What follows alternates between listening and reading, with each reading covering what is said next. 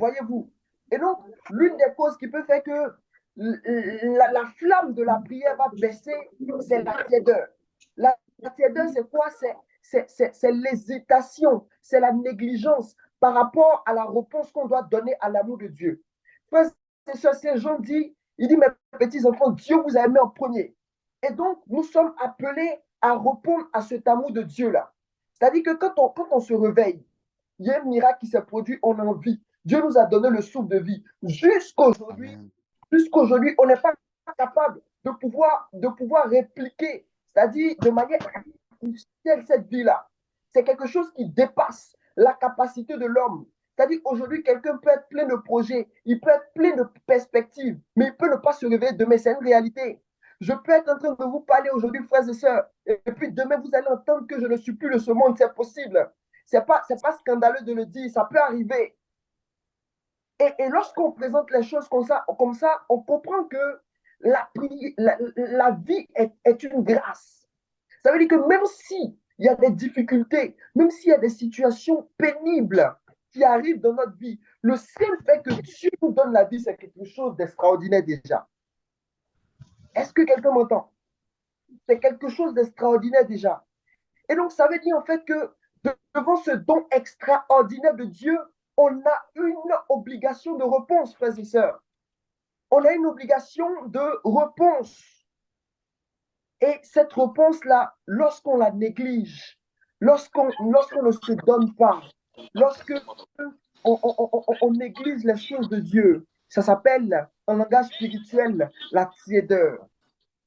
Et c'est cette tiédeur-là qui est l'une des causes, ou c'est l'un des facteurs qui va venir éteindre le feu de la prière, la flamme de la prière, comme c'est mentionné dans notre thème.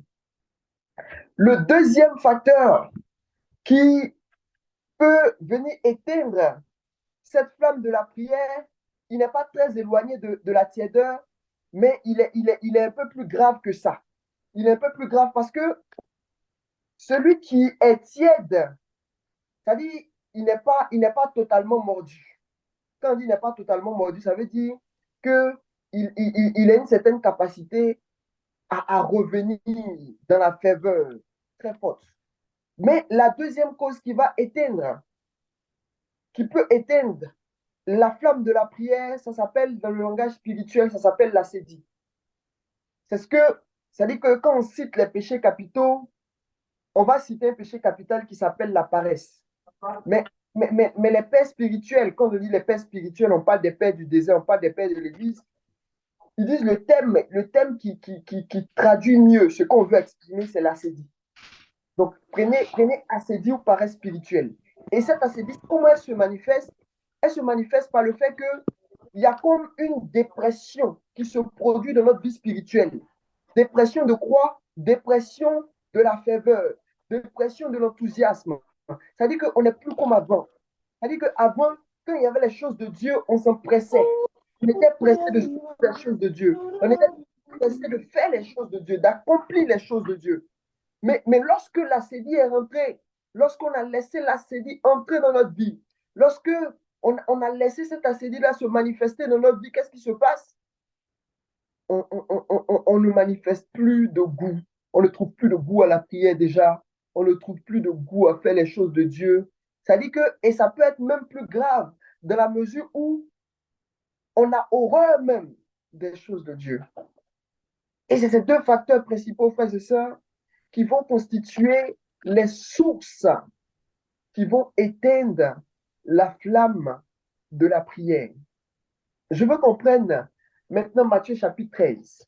Matthieu chapitre 13, pour pouvoir comprendre les obstacles. Parce que, frères et sœurs, aujourd'hui, l'enjeu de l'enseignement que nous sommes en train de donner, c'est vraiment de nous emmener à sortir de cette situation d'acédie ou à sortir de cette situation de tiédeur pour les moins graves.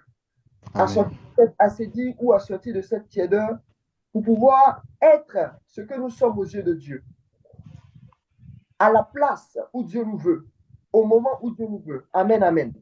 Amen. Matthieu chapitre 13, c'est la parabole du semeur. On connaît très bien cette parabole. Donc, il est dit dans la parole de Dieu. En ce jour-là, Jésus sortit de la maison et s'assit au bord de la mer. de grandes foules se rassemblaient près de lui, si bien qu'il monta une barque où il s'assit.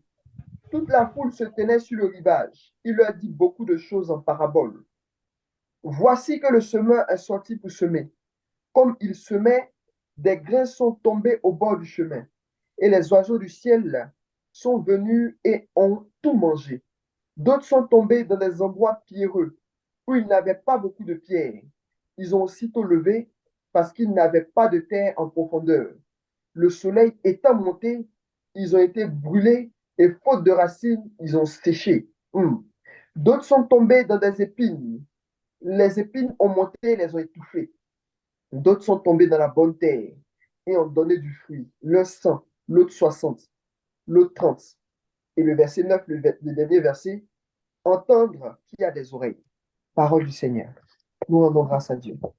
Alors, frères et sœurs, j'ai voulu qu'on lise ce passage pour qu'on puisse comprendre les différents degrés ou les différents obstacles qui vont nous empêcher d'être à la prière ou de nous adonner à la prière.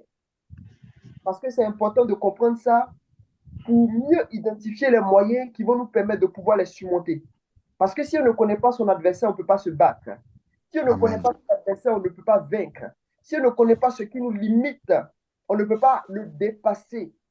Parce que quelqu'un a dit, et je trouve ça tellement juste, il dit celui qui ne sait pas où il va se retrouve ailleurs. Amen, amen. Donc, Matthieu chapitre 13 dit la première cause. Donc, ici, Jésus a expliqué la parabole. Vous pourrez lire la suite après pour voir les différents symboles, à quoi ils correspondent.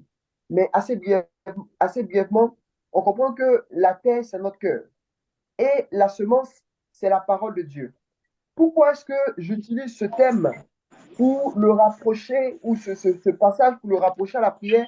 Parce qu'il décrit très bien le cheminement ou le combat spirituel de l'homme par rapport à la constance dans la prière, frères et sœurs.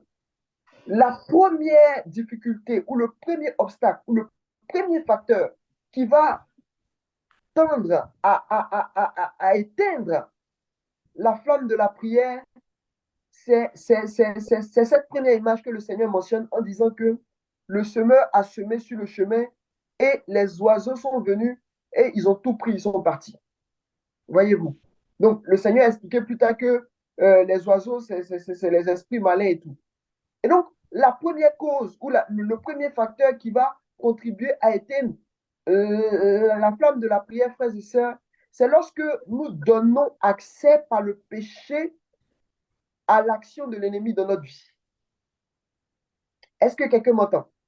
C'est lorsque nous donnons, c'est lorsque nous donnons accès à l'ennemi par le péché. Parce que, frères et sœurs, le péché constitue une porte.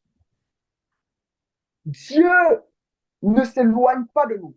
Écoutez bien ce que je vais dire, frères et sœurs, parce que c'est très important. Dieu ne s'éloigne pas de nous. C'est-à-dire, la racine du péché, l'étymologie grecque du péché, c'est aveus deus. Ça veut dire le rejet de Dieu, l'aversion de Dieu. Ça veut dire en fait que quand quelqu'un est en train de pécher, quand quelqu'un est en train de commettre le péché, il est en train de rejeter Dieu. Et si je rejette, ce n'est pas la personne que je rejette qui s'éloigne de moi, mais c'est moi qui suis en train de m'éloigner de cette personne en particulier. Dieu est immuable, il est le même hier, aujourd'hui et demain. Il ne change pas, il est le même.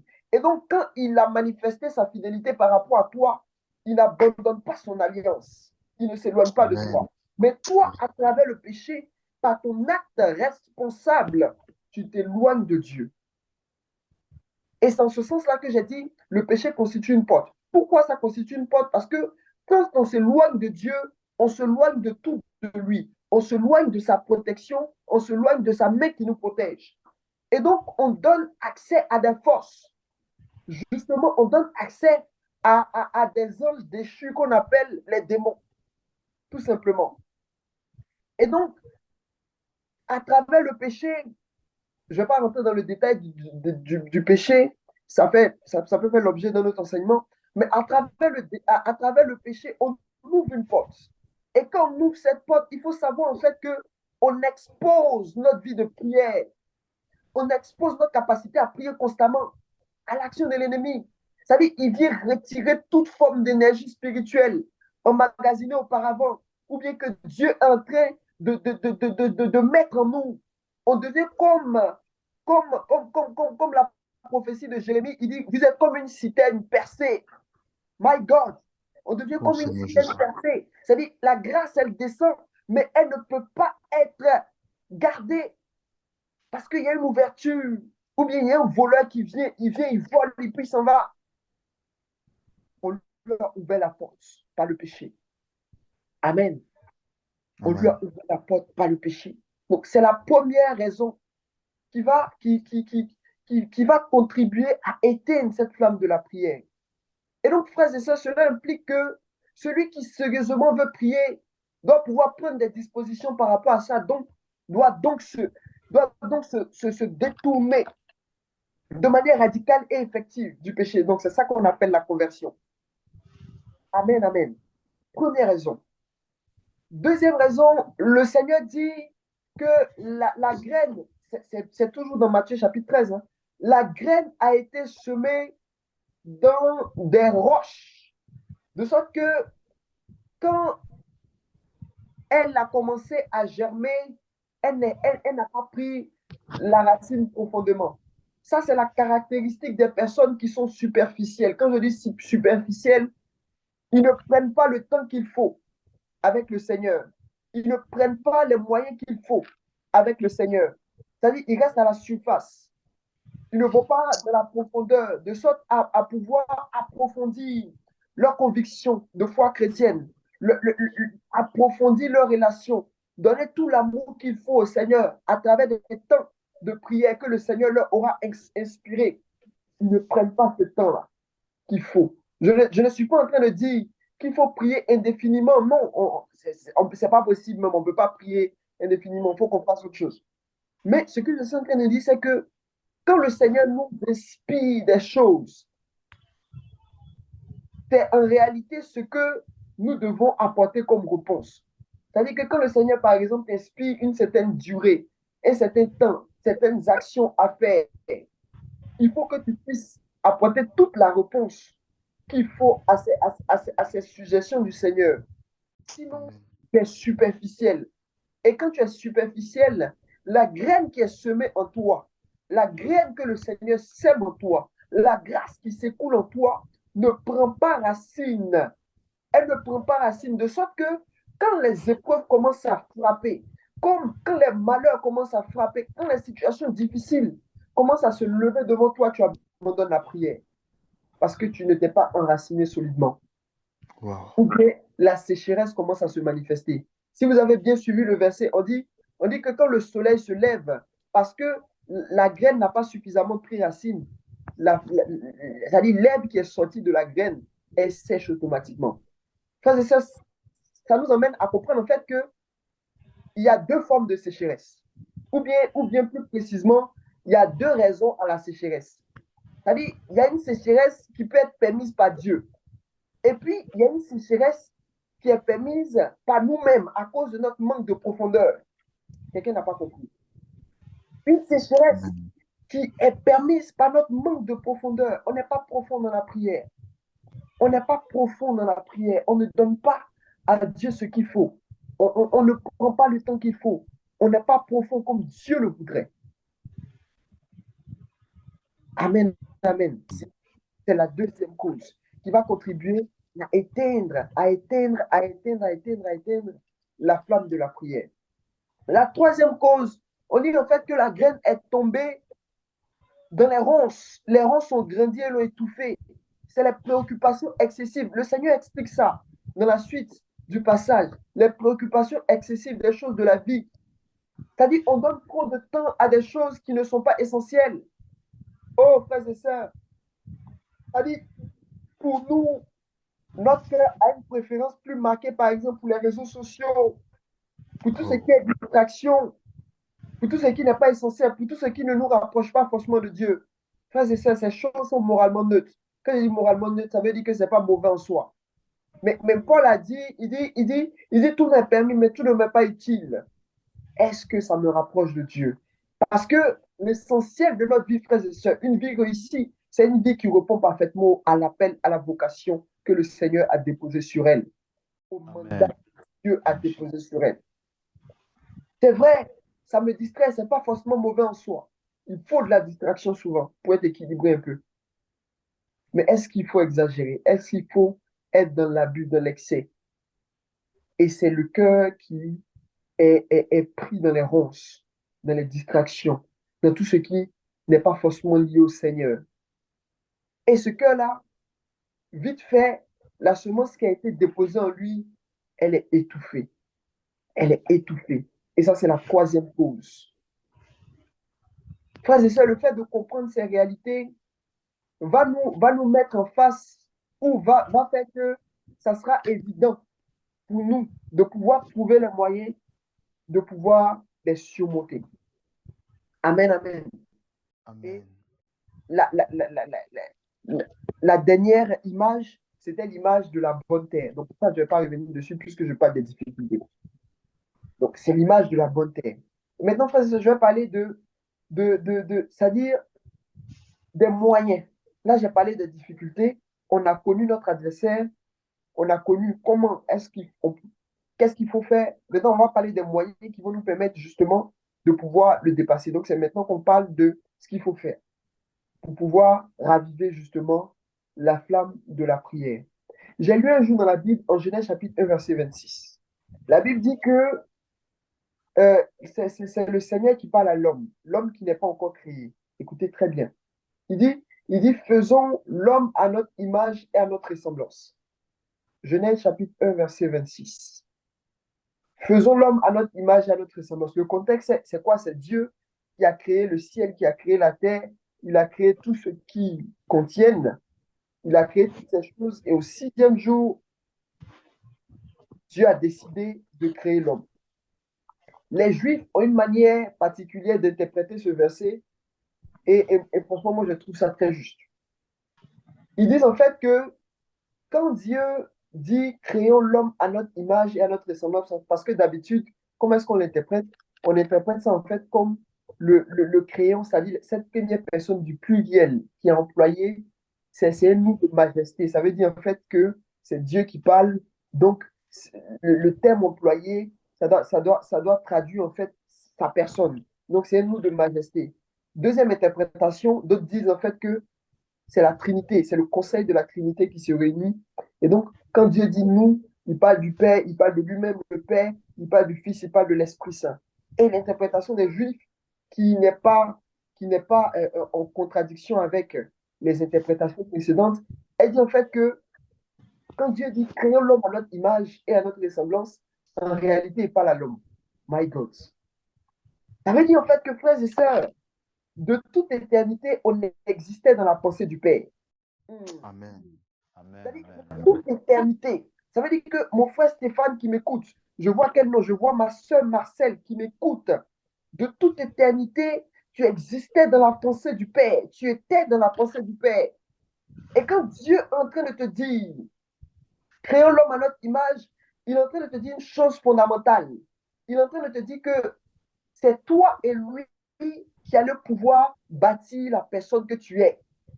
Ça veut dire en Amen. fait que Dieu donne sa grâce et toi, tu as une réponse à apporter à cette grâce pour que tu puisses devenir ce que tu as toujours été dans la pensée du Père. Le Amen. Seigneur dit à Jérémie chapitre 1, il dit, depuis le sein de ta mère, je te connaissais, je t'avais déjà établi comme prophète des nations, my God. Depuis toute éternité, le Seigneur t'avait dans sa pensée. Ça veut dire en fait que toi qui m'écoutes, ça veut dire que tu as une image à laquelle tu dois correspondre à la fin de ta vie. Et Amen. cette image-là doit être l'image que Dieu a eue dans sa pensée aux origines de toute éternité. Et pour pouvoir atteindre cette image, pour pouvoir constituer cette image, il faut que tu saches une information. Dieu fait sa part. Il fait toujours sa part. Dieu fait toujours sa part. Il fait toujours sa part. C'est à toi maintenant de faire ta part. C'est à toi maintenant d'apporter la réponse à ce que Dieu a déjà déployé, frères et sœurs. à ce que Dieu a déjà donné. Et pourquoi je suis en train de parler de ce verset-là? Je parle de ce verset justement pour qu'on puisse comprendre que l'un des moyens qui nous permet d'apporter une réponse, c'est-à-dire qui nous permet de pouvoir devenir ce que nous sommes aux yeux de Dieu, c'est justement la prière. Les amis, écoutez-moi, on peut réussir dans la vie. On peut réussir dans la vie. On peut avoir des succès qui correspondent pas parfaitement aux critères humains, mais on peut échouer aux yeux de Dieu. Alléluia. On peut échouer aux yeux de Dieu parce que tout simplement, on n'a pas été attentif pour écouter ce qu'il attendait de nous véritablement, pour pouvoir correspondre à cette attente qu'il avait de nous. Et pour pouvoir atteindre cet idéal, pour pouvoir atteindre cette image que Dieu avait de nous de toute éternité, ou que Dieu a de nous de toute éternité, il nous faut prier. Il nous faut prier. Parce que la prière, c'est vraiment le moyen qui va permettre à Dieu de pouvoir intervenir dans notre histoire. Celui qui ne prie pas ne donne pas l'autorisation à Dieu d'intervenir pour lui. Quelqu'un n'a pas dit amen. Amen, amen, amen. Celui qui ne prie pas ne donne pas l'intervention à Dieu, ne donne pas l'autorisation à Dieu d'agir pour lui. Il y a un saint dans l'église, il s'appelle Saint Augustin. Il a dit un truc et c'est tellement juste. Il dit, Dieu nous a créés sans nous, mais il ne veut pas, il ne veut pas, il ne veut pas, il ne veut pas nous sauver sans nous. Amen. En fait, que si tu n'apportes pas de réponse, justement par l'un des moyens qu'est la prière, l'un des moyens fondamentaux qu'est la prière, tu ne pourras pas bâtir cet édifice. C'est-à-dire que c'est un peu comme si Dieu avait un plan. Il avait un plan. Il avait un plan et il envoyait tout le matériau. Le matériau est là. Le sable, le ciment, tout ce qu'il faut. Tout ce qu'il faut est là. Maintenant, c'est pas la réponse que tu vas apporter. On va mettre brique sur brique, de sorte à pouvoir reproduire très exactement ce qui est sur le plan du Seigneur. Et pour pouvoir reproduire ce qui est sur le plan du Seigneur, comment est-ce qu'on fait? On procède par la prière. On prie.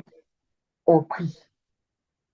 Et j'étais en train de dire que, ça dit que quand on prie, on donne l'autorisation à Dieu d'intervenir dans notre histoire, d'intervenir dans notre vie. La prière ouvre une plateforme qui permet au ciel d'influencer la terre. Amen. Wow. Tant qu'on ne se met pas dans la prière, tant qu'on ne se met pas en prière, on ne peut pas ouvrir le ciel sur nous, de sorte à ce que la grâce puisse se déverser, de sorte à ce que ce que Dieu a prévu depuis longtemps puisse se manifester dans notre vie. Saint Paul dit en Galates chapitre 4, verset 1, il dit aussi longtemps que l'héritier est un enfant, il ne diffère en rien d'un esclave. Frères et sœurs, je vais vous donner une image. Quand vous avez de l'argent à la banque, déjà, il faut qu'on sache qu'il y a une différence, par exemple, entre, entre celui, entre celui qui est propriétaire et puis celui qui possède. C'est-à-dire qu'il y a une différence entre le propriétaire et puis celui qui possède. Celui qui est propriétaire, c'est-à-dire que légalement parlant, la propriété lui appartient. C'est ce que ça veut dire. Mais ça n'implique pas forcément qu'il dispose de cette propriété ou qu'il peut jouir de cette propriété immédiatement. Voyez-vous. Mais celui qui possède, ça veut dire que la propriété est en sa possession et puis il peut jouir parce qu'il possède la propriété. Voyez-vous. Donc, qu'est-ce que je veux dire à travers cette nuance que j'établis? Je veux dire en fait que on est propriétaire de la grâce. Écoutez très bien ce que je suis en train de dire. On est propriétaire de la grâce. On est propriétaire de la grâce et c'est comme quelqu'un qui a son argent à la banque. C'est-à-dire, l'argent que tu as à la banque, c'est pour toi-même. C'est pour toi ou pas? C'est pour toi. Mais avant de pouvoir retirer de cet argent, avant de pouvoir retirer cet argent, c'est toi, tu dois aller à la banque. Donc, tu dois te déplacer pour aller remplir des formulaires ou bien aller au guichet automatique, rentrer des codes. Donc, ça veut dire qu'il y a un processus à mettre en place. Il y a des choses, il y a des actions à mettre en œuvre avant de pouvoir rentrer en possession de ton argent pour pouvoir jouir. Amen, amen. Amen. Pourtant, tu es le propriétaire.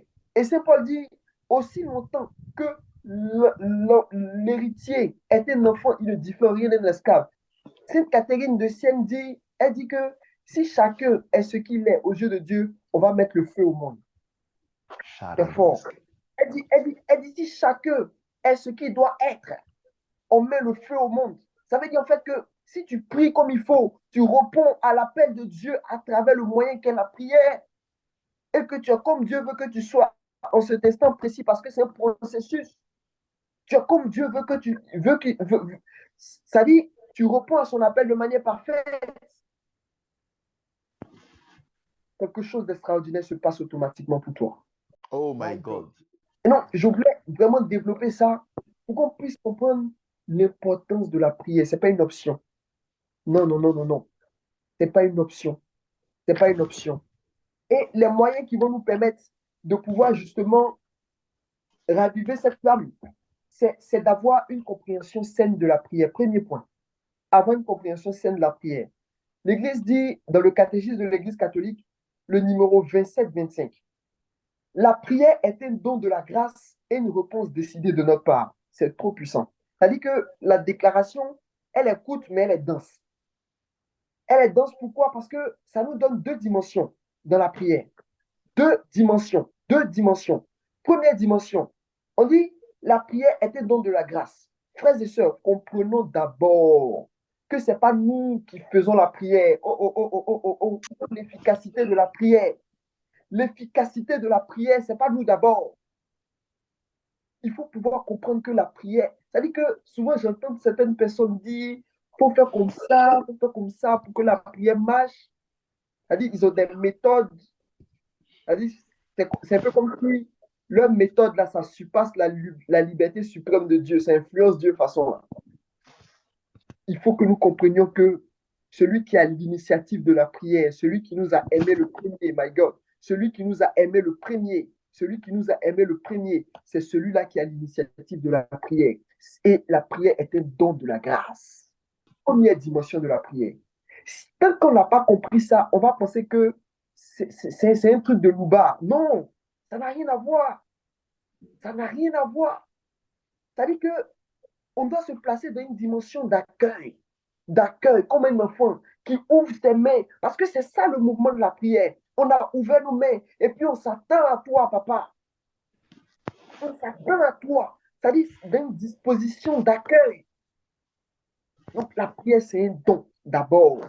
Comprendre ça. Don de la grâce. Et puis deuxième dimension, comme l'Église dit, elle dit c'est une réponse décidée de notre part.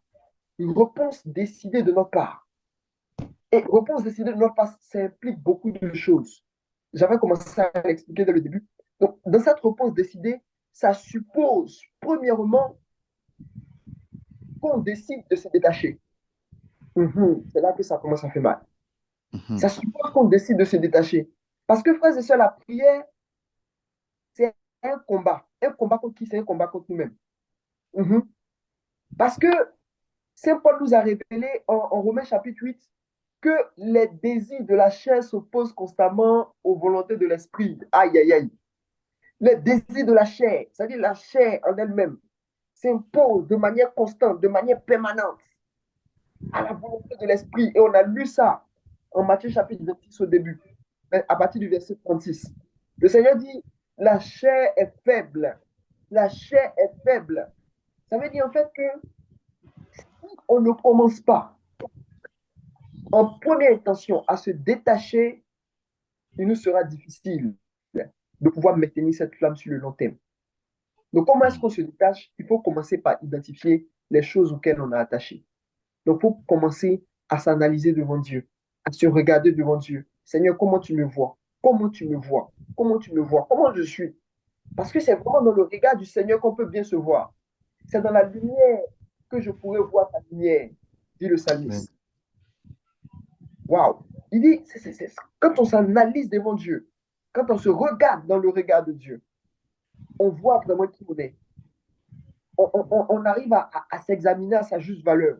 On voit que, voilà, je donne trop de temps aux réseaux sociaux, hein, ou bien je donne trop de temps à cette distraction particulière, ou bien je donne un peu trop de temps à cette personne. Je vois qu'elle occupe une place centrale dans ma vie. Je vois qu'elle prend beaucoup de mon temps. telle chose, on voit nos attachements à la lumière du Seigneur. Et quand on a identifié ces attachements-là, on prend les moyens pour pouvoir s'en détacher, de sorte à devenir libre par rapport à eux. Vous vous souvenez dans l'évangile, le jeune homme riche, il est venu, il demande au Seigneur, il dit, Seigneur, qu'est-ce qu'il faut pour être bon? Le Seigneur dit, il faut respecter les commandements. Il dit, ça, c'est petit.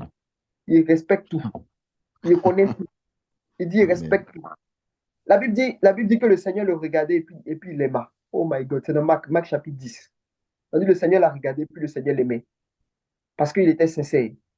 Il était sincère, mais le Seigneur va lui dire quelque chose encore après qui va le choquer. Le Seigneur dit, va et vends tout ce que tu as, et puis viens, tu me suis. La Bible dit que le jeune homme est parti tout triste, parce qu'il possédait de très grands biens. Et puis la Bible va dire après que qu'il est difficile pour un homme riche de rentrer dans le royaume des cieux par rapport à un chameau qui rentre dans le trou d'une aiguille. Amen. Amen. L'attachement, l'attachement. L'attachement, c'est un peu comme cette corde qui nous empêche de pouvoir nous élever, de pouvoir nous envoler. C'est-à-dire que si vous attachez un oiseau, si vous attachez sa patte, il ne pourra pas voler. Peu importe, peu importe la taille de la corde, peu importe la taille de la corde, qu'elle soit fine, qu'elle soit grosse, tant qu'il est attaché, il ne peut pas voler. Tant qu'il est attaché, il ne peut pas voler. Et Wow. donc, il faut pouvoir identifier ses attachements, petits ou gros, pour pouvoir les identifier. Et ça fait partie de la réponse décidée. Ça fait partie, quand l'Église dit que la prière, c'est en deuxième dimension, une réponse décidée, qu'est-ce que ça signifie? Qu'est-ce que ça implique? Ça implique qu'on a identifié ce à quoi on est attaché dans son cœur très profondément et ça implique qu'on a décidé de s'en détacher en prenant les moyens. Amen. Amen. Et j'ai parlé au début de la conversion, de ne pas donner au péché une certaine place. Donc, je ne vais pas revenir sur ça. Donc, ça aussi, c'est un moyen qui va nous permettre de pouvoir raviver la flamme de la prière. Et puis, autre chose aussi importante, c'est le jeûne, frères et sœurs. C'est le jeûne. C'est lié. Je vous assure, tout est lié. C'est lié. Ça veut dire que vous allez voir que quelqu'un qui manque de mortification, bon, jeûne ou mortification, c'est un terme un peu plus général, parce qu'il y a tellement de choses qui existent. J'ai vu des choses. En fait, moi, je croyais que tout le monde, quand tout le monde jeûne, ça leur faisait mal. Mais il se trouve qu'il y a des gens qui souffrent d'une maladie qu'on appelle, j'avais jamais vu ça. Mais quand j'ai vu ça, ça m'a tellement étonné. Il y a des gens qui souffrent d'une maladie qu'on appelle l'anorexie. Et eux, là, quand tu les prives de nourriture, c'est leur kiff. Ils sont trop contents. Amen, amen. Est-ce que vous voyez ça? Amen. Quand j'ai vu Amen. ça, ça m'a choqué. Il a vu en fait que ce n'est pas l'absolu. C'est-à-dire, l'absolu, ce n'est pas de se priver de nourriture, mais l'absolu, c'est de se priver de ce qui nous coûte. Oh, quelqu'un n'a Amen. pas compris. Se priver Amen. de ce qui nous coûte. Et c'est ça, en fait, le jeûne ou la mortification. Donc, pouvoir se priver de ce qui nous coûte. Et ce de manière fréquente. Il faut avoir un plan de mortification. Il faut avoir un plan de mortification. Si tu n'as pas un plan de mortification, tu es foutu. Tu vas rentrer dans les habitudes. Tu vas rentrer dans le confort. Tu seras trop dans le confort. Et à un moment donné, tu vas te rendre compte que ça sera difficile de laisser certaines choses. Ça te fait trop mal de laisser certaines choses. Et tu commences à basculer dans la tiédeur. Parce que, parce que quand le Seigneur te dit, fais ci, tu as du mal. Tu es trop attaché au fond de toi-même. Tu es trop attaché à toi-même, à ton plaisir, à ton confort. Pourquoi? Parce que au préalable, tu as manqué de mortification. Tu as manqué de venir, tu as manqué de te priver de certaines choses. Il faut avoir un plan. Parce que c'est cette mortification-là qui va nourrir la capacité à prier, capacité à se mettre de manière constante dans la prière. Si tu manques de mortification, tu es en train d'amputer ta vie intérieure d'une aile. Parce que Saint José Maria, c'est le fondateur de l'Opus Dei. Il dit la vie intérieure, il y a deux ailes dans la vie intérieure. Il y a une aile qui est la prière, et puis l'autre aile, c'est la mortification. Ça veut dire que si tu enlèves une aile, on ne peut pas voler. On ne peut pas s'envoler. Donc, tu dois avoir un plan de mortification, un plan de renoncement, des choses auxquelles tu dois renoncer. Parce que oui, il le faut. Le Seigneur dit, tant que la graine qui est plantée ne meurt pas, elle ne peut pas donner du fruit. Elle ne peut pas donner du fruit. Il faut mourir à toi-même. On a lu ça dans l'évangile cette semaine-là. Je pense que c'est la messe d'hier ou d'avant-hier, mais ça doit être une messe de cette semaine. Le Seigneur a dit très clairement, on dit, il faut que tu renonces à toi-même et que tu viennes à ma suite en prenant ta croix. C'est ça le message du Seigneur. Et donc, tu dois avoir un plan de mortification pour bien prier. Pour bien prier, il te faut un plan de mortification. Et quand je dis plan de mortification, moi, personnellement, j'aime beaucoup manger. J'aime beaucoup Amen. manger. Donc ce qui m'écoute là, c'est la nourriture. Et souvent, les gens rentrent dans les développements bizarres, que non, c'est-à-dire, le jeûne, c'est pas forcément se priver de nourriture. C'est un peu ça aussi, c'est un peu ça. Écoutez bien, c'est un peu ça. Parce que souvent, les gens, ils ont des échappatoires façon, Vérité. pour se discuter. C'est se priver un peu. Privez-vous de nourriture un peu. C'est important. Amen. Amen. Amen. Se priver, il faut avoir un plan de mortification. Et quand on a eu ce plan de mortification, l'étape suivante, c'est de changer son environnement. Parce que Oh. si tu étais dans une terre ou dans un environnement infertile, quand la terre n'a pas changé, la semence reste la même, on ne peut pas s'attendre à un résultat différent. On dit, quelqu'un a dit, et c'est tellement juste, ça c'est le principe de causalité, les mêmes causes ont produit les mêmes effets. Et donc, si tu es dans le même environnement, c'est très probable que tu retournes dans les mêmes habitudes. Et quand je Mhm. parle d'environnement, je parle de changer les choses auxquelles on s'expose continuellement. Les choses auxquelles on s'expose continuellement. Parce que les choses auxquelles tu t'exposes vont construire ta personnalité, vont construire tes habitudes. C'est pourquoi tu as besoin de changer d'environnement. Et quand je dis changer d'environnement aussi, ça atteint aussi les personnes que tu fréquentes. Il faut que tu te mettes dans le feu pour devenir le feu. Quelqu'un n'a pas compris. Amen. Amen. C'est-à-dire que pour pouvoir devenir le feu, il faut que tu te mettes dans le feu. Feu. C'est-à-dire que si tu sais que tu as des difficultés à prier, à des difficultés à tenir, il faut t'entourer de personnes qui prient. Et Amen. tu es d'un groupe, tu es avec des personnes qui ne prient jamais. Et ils font le PA, son moment, ils aiment le PA aussi, ils aiment ça beaucoup. Mais Amen. pas que ça dans la vie, les amis. Il faut prier aussi pour devenir ce qu'on est aux yeux de Dieu.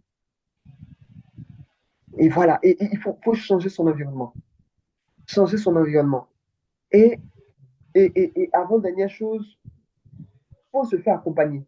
C'est-à-dire que quand on est commençant, c'est-à-dire que quand on commence, quand on est néophyte, on ne peut pas faire le chemin seul. Il faut trouver quelqu'un qui va nous accompagner, quelqu'un qui est averti, il va nous accompagner. On ne peut pas faire le chemin seul. Et puis, dernier conseil, c'est de pouvoir aller à son rythme. Je vais te dire un truc très important. Dieu ne nous appelle pas à la même chose. Mhm. Dieu ne nous appelle pas à la même chose. Et Saint Augustin dit, Saint Augustin il y a un livre qui est écrit où il explique sa conversion. On appelle ce livre la Confession. Dans Confession, il dit, il y a dans son cœur un espace que seul Dieu peut remplir. Et moi, en fait, j'ai compris dans ça que dans le cœur de chaque homme, il y a un espace qui a une forme singulière, c'est-à-dire qu'il y a une forme qui est spécifique à chaque personne. Et donc, si par exemple, moi, l'espace qui est dans mon cœur, c'est la forme d'un carré, et que l'espace qui est dans le cœur de frère Stéphane a la forme d'un triangle, et que je prends un objet triangulaire pour pouvoir remplir l'espace qui est dans mon cœur, il y a incompatibilité. Est-ce que quelqu'un comprend ce que je suis en train de dire? Amen. Amen. Amen. Il y a incompatibilité. C'est pas compatible, ça ne marche pas. C'est pourquoi j'ai dit que Dieu ne nous appelle pas à la même chose. Donc, ça veut dire en fait que si frère Stéphane est capable de prier 5 heures, ça ne veut pas dire que toi aussi, c'est ce que tu dois faire. Il faut que les gens comprennent ça aussi. Ça ne veut pas dire que c'est ce que toi aussi tu dois faire. Non. Il a son appel particulier auquel le Seigneur veut qu'il corresponde. C'est ce que le Seigneur a mis dans son cœur. C'est pourquoi il prie le temps longtemps. Ça ne veut pas dire que toi, tu dois prier aussi longtemps. C'est pourquoi je dis que chacun doit aller à son. Parce que, parce que si on va à un rythme un peu trop tendu, on ne pourra pas arriver dans le long terme. L'objectif, ce n'est pas de prier 2 mois. Non, ce n'est pas ça. Amen. C'est de prier toute la vie et puis d'être constant. Un peu comme les moments Amen. de la Légion de Marie. Là. Ça fait 20 ans, elles sont là, rosées chaque jour. Tranquille. Tranquille. Mais c'est de pouvoir aller à son rythme. Donc, aller à son rythme, qu'est-ce que ça implique? Ça veut dire, faut te mettre en présence du Seigneur et puis faut te dire, qu'est-ce que je peux faire pour le Seigneur? Qu'est-ce que je peux faire pour lui en toute sincérité? En toute sincérité, en termes de temps de prière, là, qu'est-ce que je peux faire pour lui? Qu'est-ce que je peux faire? Comme temps, en termes de temps, qu'est-ce que je peux faire? Et puis, quelle est la prière dans laquelle je suis à l'aise? Vous savez, frère et sœurs, dans l'église, il y a plusieurs sensibilités. Et moi, et souvent, quand il y a les guéguerres, moi, je pense que c'est des cas d'école, quoi. C'est des gens des écoles, de maîtres différents qui se battent, quoi. Mais ce n'est pas ça le plus important. Il y a des sensibilités. Le plus important, c'est que chacun, c'est qu'on trouve Dieu. C'est ça qui est le plus important. C'est de trouver Dieu. Et donc, il faut pouvoir trouver la prière qui, toi, te convient, dans laquelle tu es à l'aise. Si c'est l'oraison, vas-y. Si tu habites à la prière liturgique, vas-y. Tu es habitué à quoi encore? À la prière vocale, vas-y. Si tu es habitué au rosaire, vas-y. Mais il faut que tu trouves la prière qui te convient, la prière dans laquelle tu te sens à l'aise. Et quand tu as trouvé la prière dans laquelle tu te sens à l'aise, deuxième chose, c'est de pouvoir estimer le temps que toi-même tu peux donner, en âme et conscience, tu sais que tu peux donner à Dieu là. Vas-y, tu choisis ça. Et puis tu t'engages à respecter ça. Parce que, écoutez, frères et ça c'est très important. Les engagements que nous prenons deviennent loi. Wow. Je répète, les engagements que nous prenons vis-à-vis du Seigneur deviennent loi. Et quand on désobéit à la loi, il y a des conséquences. Souvent, les gens pensent que les engagements, c'est un jeu. Non, c'est pas un jeu. C'est-à-dire que quand toi-même tu as dit dans ta bouche là, que tu as fait ça, ça devient loi maintenant dans l'univers. Ça devient loi. Et donc, quand tu ne corresponds plus à cet engagement, il y a un problème. Il y a des blocages, il y a des problèmes. Et donc, toi-même, en âme et conscience, qu'est-ce que je peux faire pour le Seigneur? Tu décides de ça. Et quand tu décides de ça, tu t'engages à le respecter. Et il faut se connaître aussi. Ça peut faire l'objet aussi d'un autre enseignement. Apprendre à se connaître. Connais-toi toi-même. Connais tes limites. Il ne faut pas aller mettre le moment de prière là à 23 heures. Quand tu sais que tu as fini Mhm.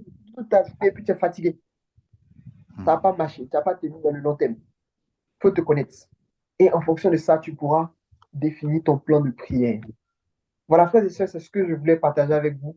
Parce que là, je suis un peu dans le temps. Hein. Frère Stéphane m'a Très, donné très la bien. à 21h33 par là, 34. Là, il est 22h33. Bon, chez moi, il est minuit 33. Donc, frère Stéphane, c'est ces Wow. quelques, c'est ces quelques éléments-là que je voulais partager avec les frères et sœurs. Donc, s'il y a des questions, je suis ouvert. Wow. Amen, amen, amen. On n'a pas la possibilité peut-être d'acclamer Dieu, mais je pense que chacun dans sa maison est en train de bénir Dieu pour ta vie. Frère Marcel Junior, nous avons été bénis. J'ai tellement noté que je ne sais pas même où mes notes sont actuellement. Parce qu'il y a beaucoup de choses qui méritent encore plus d'approfondissement. Et je crois que c'est le Seigneur qui a permis que tu sois là en ce jour pour nous aider par cette parole à raviver la flamme de la prière. Ce n'est que partie remise parce que nous sommes ensemble jusqu'à l'éternité. Alléluia. Amen. Voilà, donc merci encore pour ton intervention. Je ne sais pas si tu veux, parce qu'il y a deux phases maintenant. On passe soit à la prière ou on passe à la phase de questions, selon ce Bon, que tu veux. on peut On- prendre les questions et après on va D'accord. prier. D'accord. Donc, frère et sœurs dans le Seigneur, nous avons reçu un enseignement de profondeur. Alors, si quelqu'un a une question particulière par rapport à un point, de son enseignement, je pense que c'est le moment de pouvoir ouvrir ta caméra, du moins ouvrir ton micro et puis tu poses ta question. Que Dieu vous bénisse. Donc, la parole est libérée à tous, tout le monde. Tout le monde. Bonsoir. Bonsoir. Bonsoir, Oui, sœur. oui, bonsoir, je m'appelle Sonia. En fait, c'est pas une question, mais euh, c'est la première fois que j'assiste à un enseignement sur Family Zoom. Et c'est vrai que quand j'ai vu le thème, ça m'a beaucoup plu, beaucoup parlé. Et je me suis un petit peu retrouvée dans l'enseignement du frère Marcel. C'est vrai qu'il y a quelques années, quand j'ai rencontré le Seigneur, je ressentais telle flamme, je témoignais du Seigneur, enfin, j'étais dans une telle joie. Et puis sont survenues des difficultés, beaucoup de choses.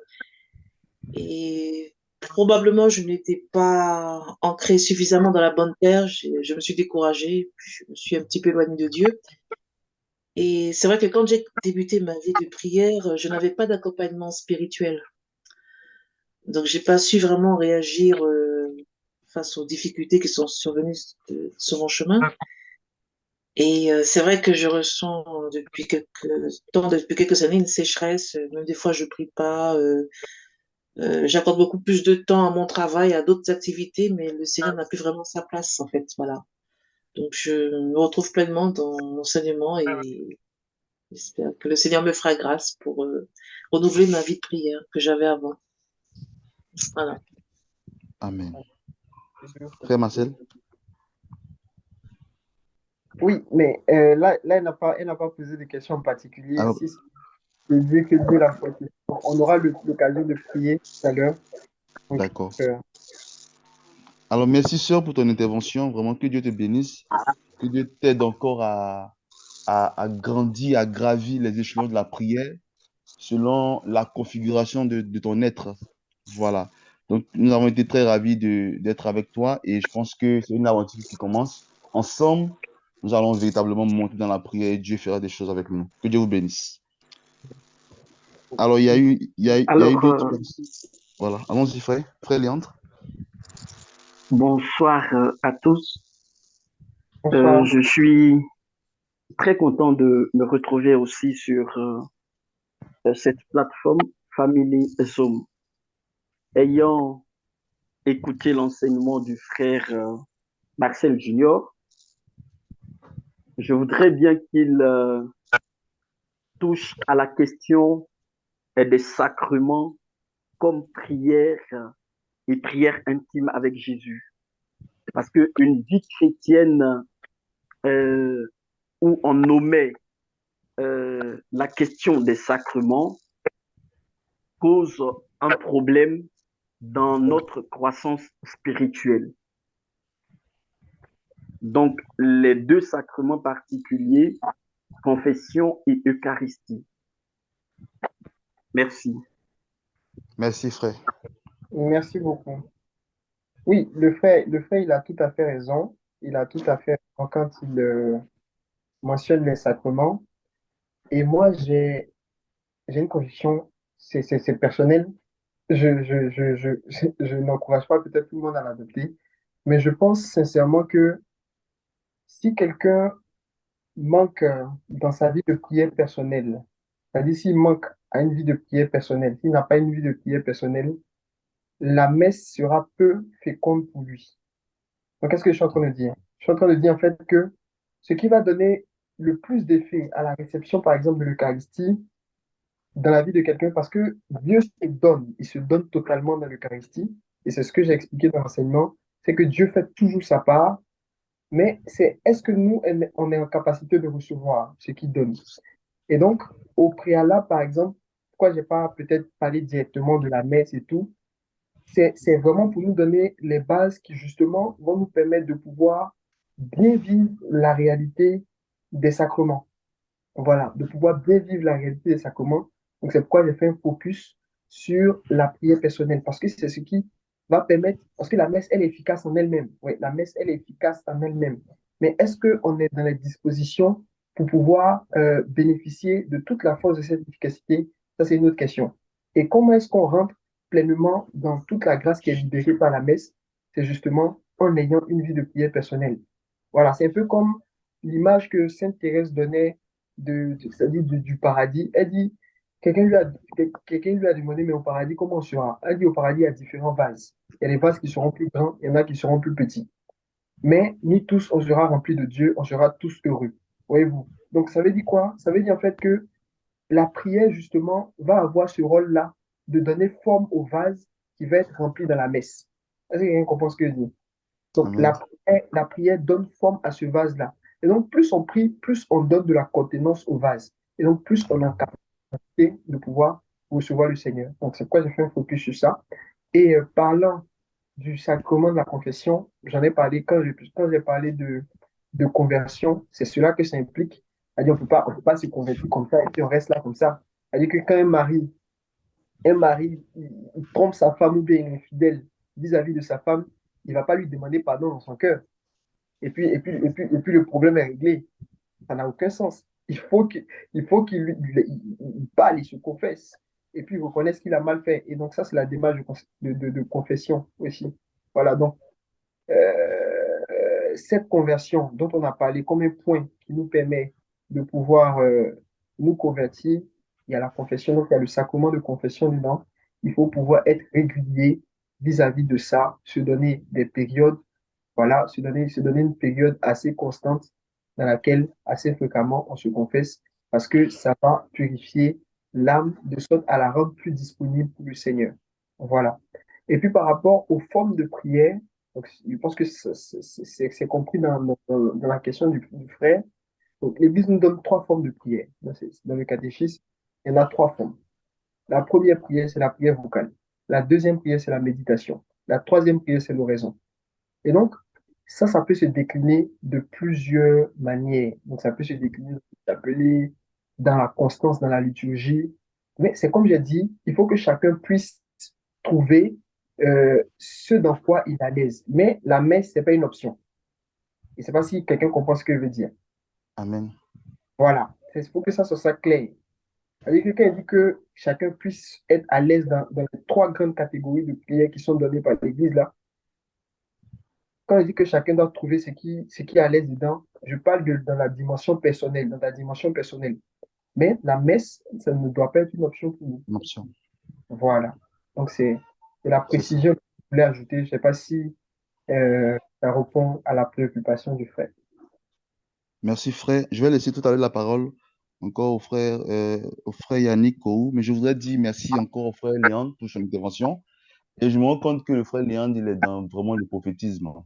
Parce que aujourd'hui, nous avons posé les bases. Nous avons posé les bases de la prière. Et j'ai tellement aimé sa question parce que dans la programmation des familles Zoom, nous aurons cette partie-là. Nous aurons la messe. Voilà. Donc, il est tellement prophète que l'esprit de prophétie a jailli de son cœur pour déjà nous alerter et nous, on va se préparer pour que le Seigneur, ce jour-là même, nous aide véritablement à entrer dans ce pilier très important pour nous. Donc, merci encore, frère Marcel, pour ta réponse. Merci, frère Léon, aussi, pour cette intervention. Que vraiment Dieu te bénisse profondément. Alors, je vais laisser la parole au frère Yannick Kourou qui avait levé sa main. Bonsoir frère Stéphane, bonsoir famille, bonsoir frère Marcel Junior. Oui, J'aimerais bénir le Seigneur pour ta vie, serviteur de Dieu, pour la profondeur et la qualité de cet enseignement. Je qualifie ça d'un enseignement parce que ça produit vraiment de l'effet spirituel dans la vie de tout un chacun ici. J'aimerais intervenir j'aimerais rebondir plutôt sur l'intervention de la sœur qui est intervenue tout à l'heure. Je pense qu'elle a fait plus un partage d'expérience, mais j'aimerais lui apporter quelques pistes ou des éléments qui vont l'aider. Je pense que ce qu'elle vit est relatif à, à ce que Saint Ignace de Loyola définit lorsqu'il parle de l'expérience de la désolation ou de la consolation spirituelle. Ce qu'il faut savoir, c'est que dans notre vie spirituelle, il peut arriver des moments où nous sommes chauds. il peut arriver des moments aussi où nous sombrons dans la tiédeur. Dans notre expérience de marche chrétienne avec le Saint-Esprit, il y a des moments difficiles. En 2 Corinthiens 12, verset 9, je vais rapidement. L'apôtre Paul dit, ma grâce te suffit, car ma puissance donne toute sa mesure dans ta faiblesse. Alors, il y a une faiblesse qui peut arriver dans notre vie, dans notre marche avec Dieu, que Dieu exploite pour nous rendre plus forts. Donc, cette désolation, elle est quantifiable en 3 raisons. Ça peut être premièrement à cause de notre tiédeur, le frère a parlé de ça. Ça peut être dû à une situation de péché ou de négligence. Donc, il y a un feu dans lequel on ne renaît jamais, ou du moins, on ne remet jamais le bois qui va s'éteindre doucement. Je ne sais pas si me fait comprendre. Il y a un feu dont on ne remet jamais un bois qui va s'éteindre. C'est-à-dire, il y a des choses qui qualifient la tiédeur dans notre vie. Donc, ça peut être ça la première raison. La deuxième chose, il faut savoir quelle est la réalité de l'amour que tu portes vis-à-vis de Dieu. Donc, ça peut être aussi une question de méditation. Et la troisième chose, il faut véritablement découvrir que tout est grâce. Et dans notre élan vers Dieu, il peut y avoir des bas, il peut y avoir des hauts. Donc, la désolation, en réalité, doit te faire grandir. Mais par-dessus tout, ce que je veux dire, il faut véritablement te faire accompagner. Ça, c'est très important. Si tu te fais accompagner, un accompagnateur spirituel pourra te guider, pourra te dire, voilà ce qu'il faut faire quand tu es dans le temps de désolation. Voilà ce qu'il ne faut pas faire. Voilà ce qu'il faut faire. Je pense que ça va t'aider, ma sœur, à pouvoir vraiment retrouver cette flamme que le Saint-Esprit veut allumer en toi. Merci, que Dieu vous bénisse. Merci, frère Yannick, Amen. Dieu te bénisse. Merci beaucoup pour ton intervention. Nous allons prendre deux.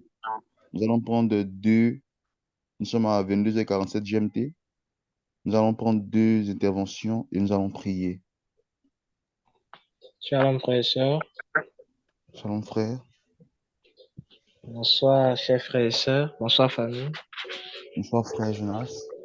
Je dis merci à Dieu pour la vie du frère Marcel Junior, pour cet enseignement rempli de révélations. J'étais très béni, très béni.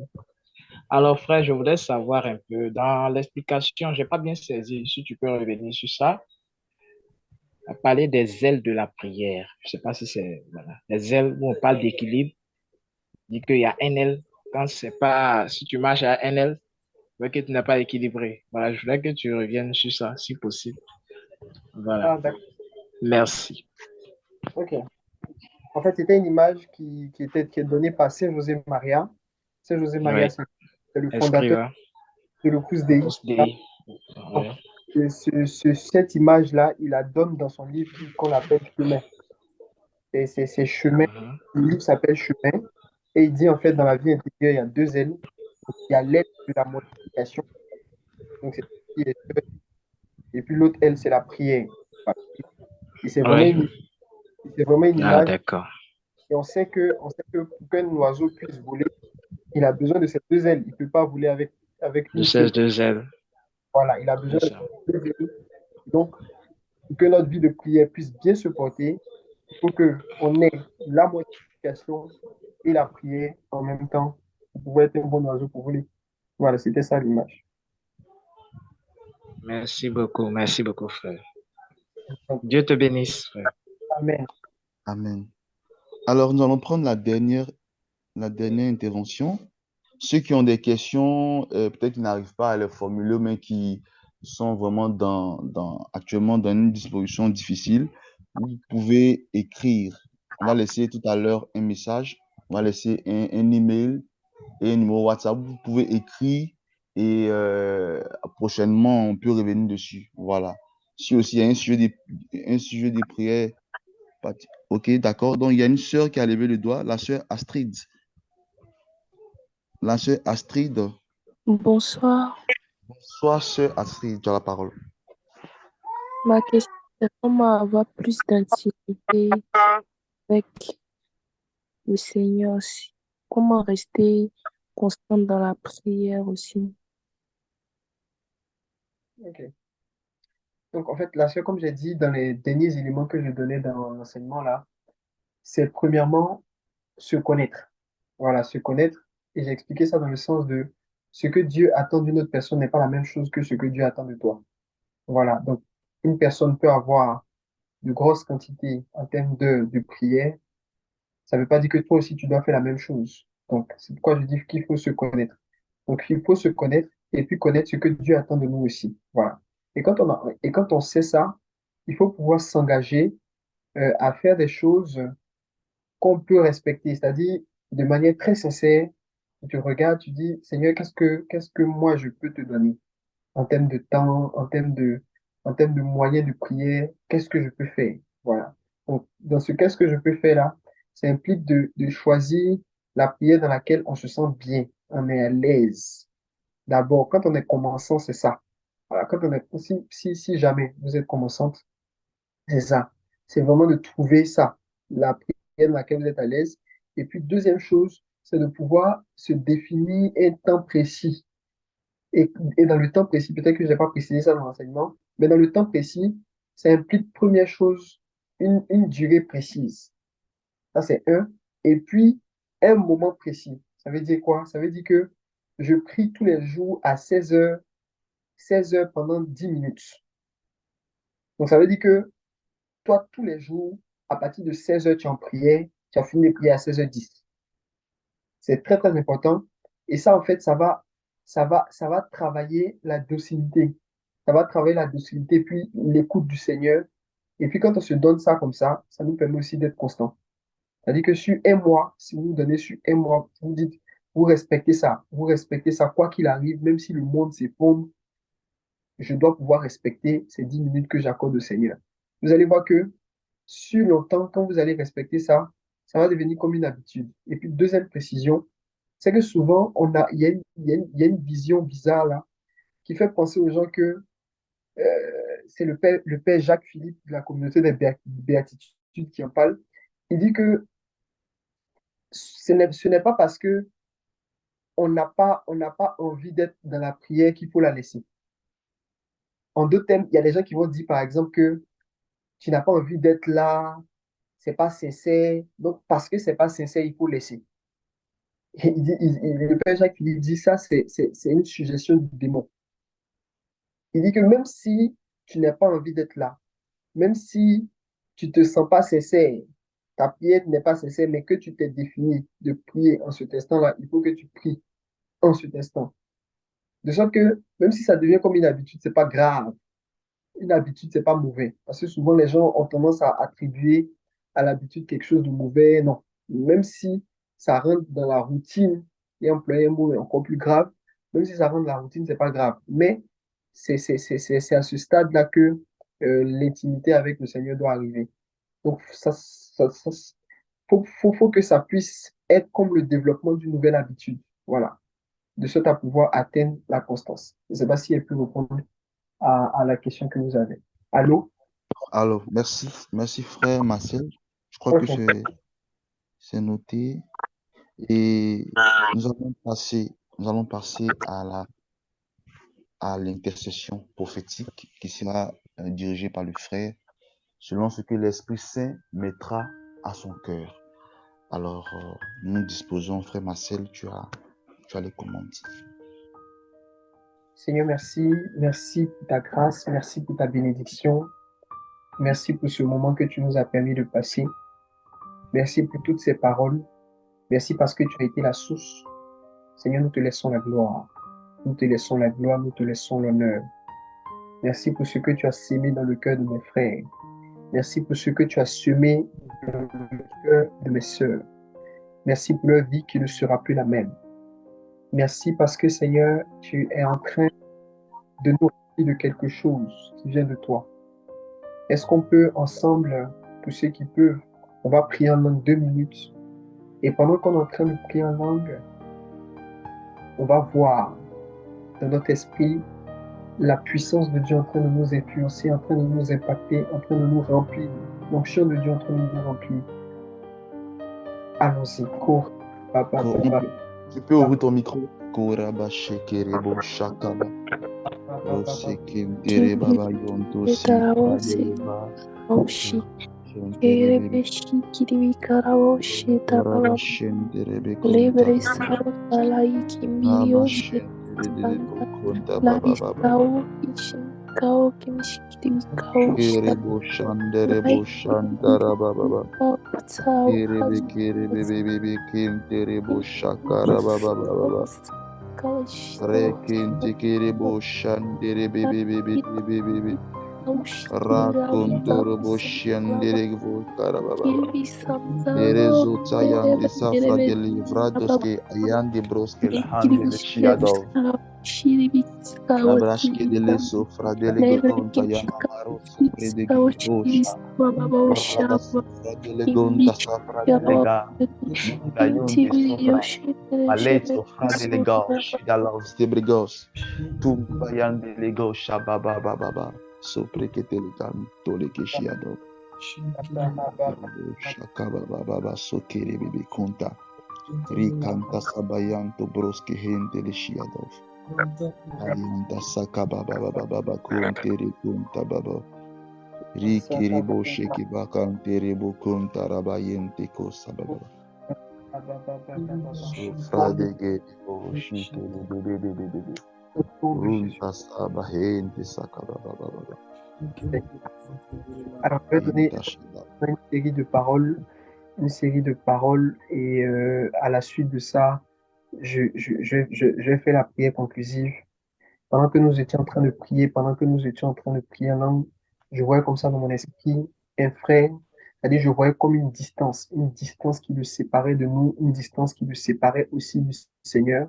Il y a un frère ici parmi nous. Tu sais, en fait, avant, tu servais le Seigneur avec zèle et puissance. Tu le servais avec zèle et puissance et je ne sais pas les événements qui sont arrivés, mais ça fait que ça a installé une distance très forte entre toi et le Seigneur.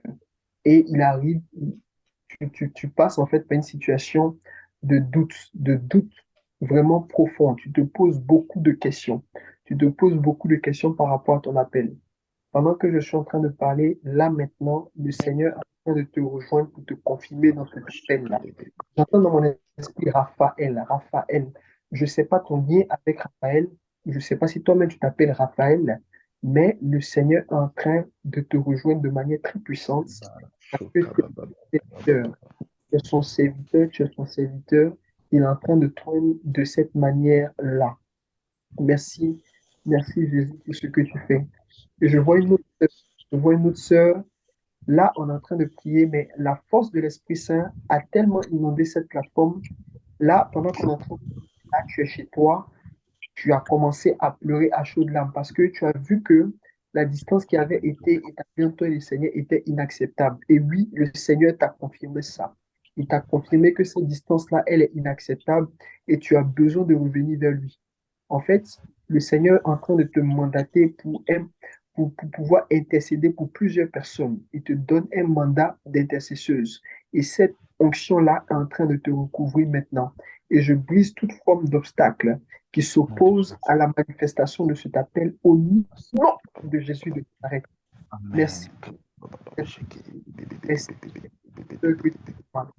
Merci pour toutes ces personnes que tu es en train de rejoindre aussi. Là, je vois plusieurs personnes qui sont en train de recevoir des charismes de la part de Dieu. C'est simple, mais le Seigneur le fait de manière très forte. Plusieurs personnes sont être rejointes et plusieurs personnes parmi nous sont en train d'être fortifiées. Fortifiées, c'est ça exactement le mot. Des gens sont en train d'avoir un désir très fort de pouvoir prier, de pouvoir servir le Seigneur, de pouvoir servir le Seigneur avec ferveur. Merci Jésus de Nazareth. Merci Jésus de Nazareth. Et là, en fait, je vois une personne qui se pose une question. Pas pourquoi le Seigneur m'envoie vers des personnes qui sont indécises là, mais qui se pose une question. En fait, tu as nourri le désir de servir le Seigneur à travers cette plateforme. Et tu as senti le besoin d'aller vers le frère Stéphane pour lui proposer cela, mais tu es dans le doute. Tu es dans le doute, tu ne sais pas. Le Seigneur te confirme ça maintenant. Il t'appelle à le servir comme ça. Oui, il t'appelle à le servir comme ça. Il te confirme cet appel-là. Confirme cet appel. Merci Jésus de ce que tu es en train de faire. Seigneur, pour tous mes frères qui ont le cœur ouvert là maintenant, que ta grâce les rejoigne. Que ta grâce les rejoigne. Que ta grâce les rejoigne. Je vois une personne qui est chez elle, qui a les mains ouvertes comme ça, qui a les deux mains qui sont ouvertes. Les deux mains qui sont ouvertes. Regarde, l'onction de Dieu est en train de descendre sur toi. L'onction de Dieu est en train de descendre sur toi pendant que je suis en train de parler. La puissance de Dieu est en train de te rejoindre. Cette onction est en train de te rejoindre, en train de te restaurer, en train de te redonner la force pour pouvoir marcher avec le Seigneur. Béni sois-tu, Jésus. Amen. Merci, Seigneur. Seigneur, renforce mes frères. Renforce, renforce-les dans leur appel. Renforce-les dans leur marche avec toi. Seigneur, que l'onction déborde, que leur coupe déborde dans le nom puissant de Jésus de Nazareth. Je ne sais pas, mais depuis le début, j'entends Léonce, Léonce, Léonce. Je ne sais pas qui est Léonce, mais j'ai entendu ça dans mon esprit. Aïe, aïe, aïe. J'ai entendu ça dans mon esprit que le Seigneur te rejoigne aussi au nom de Jésus. Que le Seigneur te rejoigne. Je ne sais pas pourquoi j'entends ce nom-là depuis, mais que le Seigneur te rejoigne. Que le Seigneur te rejoigne. Que le Seigneur te rejoigne. Je ne sais pas pourquoi. Merci Jésus pour ce que tu fais. Seigneur, bénis tous mes frères. Bénis le frère Stéphane. Bénis cette plateforme. Seigneur, ce pourquoi tu les as appelés. Seigneur, qu'ils puissent le manifester à une dimension encore plus grande.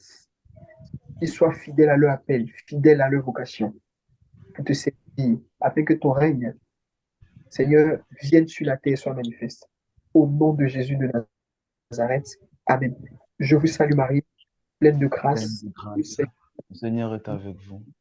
Vous êtes bénie entre toutes les femmes, et Jésus, le fruit Saint, de est vos béni. entrailles est béni. Sainte Marie, de Dieu, priez pour nous, pauvres pécheurs, maintenant et à l'heure de notre mort. Amen. Alors, frère Stéphane, moi j'ai fini. Donc c'est D'accord.